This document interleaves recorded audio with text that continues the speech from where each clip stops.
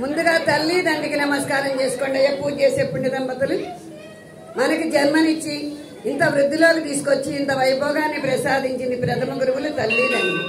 నన్ను కన్న తల్లి గురుమాతకు వందనం, చదువుల తల్లి సరస్వతీదేవికి వందనం, వరములిచ్చు గురుదేవులకు వందనం, శ్రీ జగన్నాథ స్వామికి వందనం, జయ అప్పల బాలరత్నమ్మ గారికి.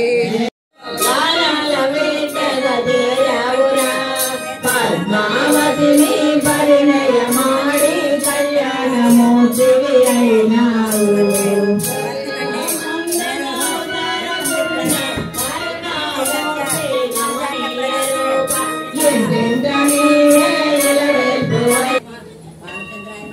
ఓం శ్రీ విఘ్నేశ్వర రామాయ నమః. ఓం శ్రీ విఘ్నేశ్వర రామాయ నమః. ఓం శ్రీ విఘ్నేశ్వర రామాయ నమః. మాతనుగా పవిత్రమూర్తి పతిత పావనాయ పాపమునే మెరుగనగా శాపము బాపే క్షమించమంటూ స్వామి పదములే పట్టెనుగా. కరుణామయుడు నారాయణుడు తోళరాజునే క్షమించి శ్రీ అయ్యప్ప స్వామి సంతాన అయ్యప్ప స్వామి పదసాక్షిగా అయ్యప్ప స్వామి పదసాక్షిగా పారాయణ ఫలితం సమర్పయామి. పారాయణ ఫలితం సమర్పయామి. ఇప్పటి వరకు శ్రీనివాస చరిత్ర చదువుకున్నాము. ఇక్కడి నుంచి పద్మావతి జన్మ వృత్తాంతం చదువుకుందాం. పూర్వకాలం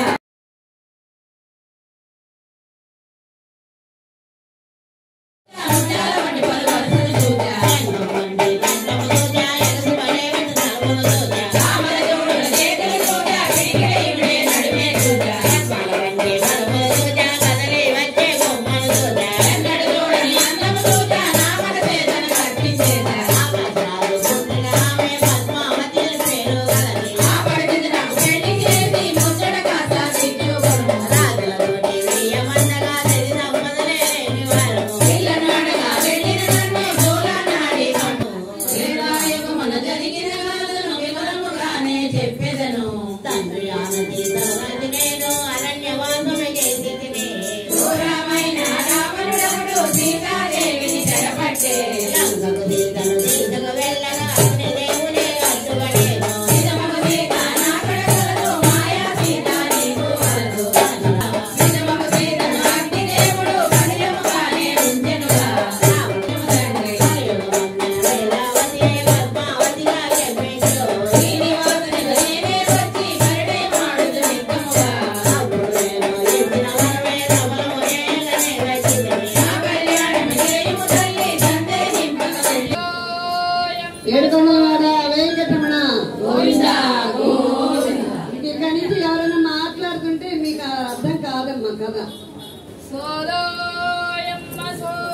ఎక్కడో ఎరుకలు సరి అయ్యా మరి ఏమన్నా ఎరుక చెప్పించుకుంటే ఏమన్నా అప్పుడన్నా అన్న విషయం తెలుసు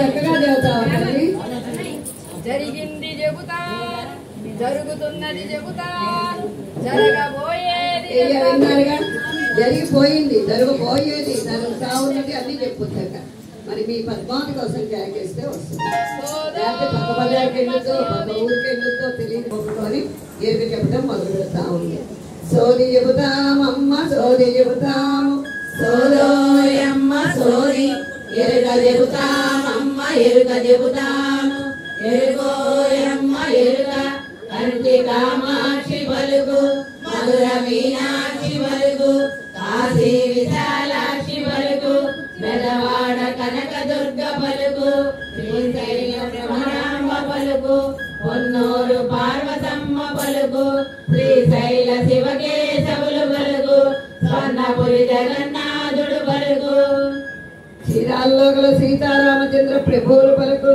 పలుకోయమ్మ పలుకు